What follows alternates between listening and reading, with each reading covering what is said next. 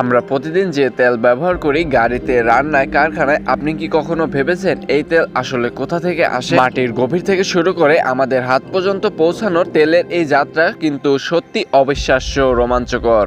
আজকের ভিডিওতে আমরা জানবো তেল উত্তোলন, এর ব্যবহার এবং রিফাইনিং প্রক্রিয়ার পুরো গল্প।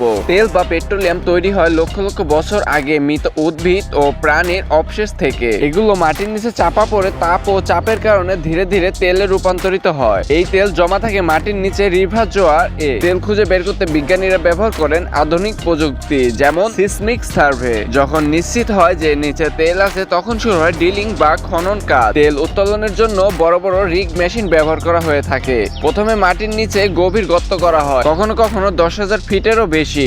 জানলে অবাক হবেন, তেল উত্তোলনের 3টি প্রধান ধাপ রয়েছে। নাম্বার 1, প্রাইমারি ধাপ, প্রাকৃতিক চাপ দিয়ে তেল উঠে আসে। নাম্বার 2, পানি বা গ্যাস ঢুকিয়ে চাপ তৈরি করা হয়। নাম্বার 3, কেমিক্যাল বা তাপ ব্যবহার করা হয়। মাটির নিচ থেকে যে তেল পাওয়া যায় তাকে বলা হয় ক্রুড অয়েল। এটা সরাসরি ব্যবহার করা যায় না, তাই এটাকে নিয়ে যাওয়া হয় রিফাইনারিতে।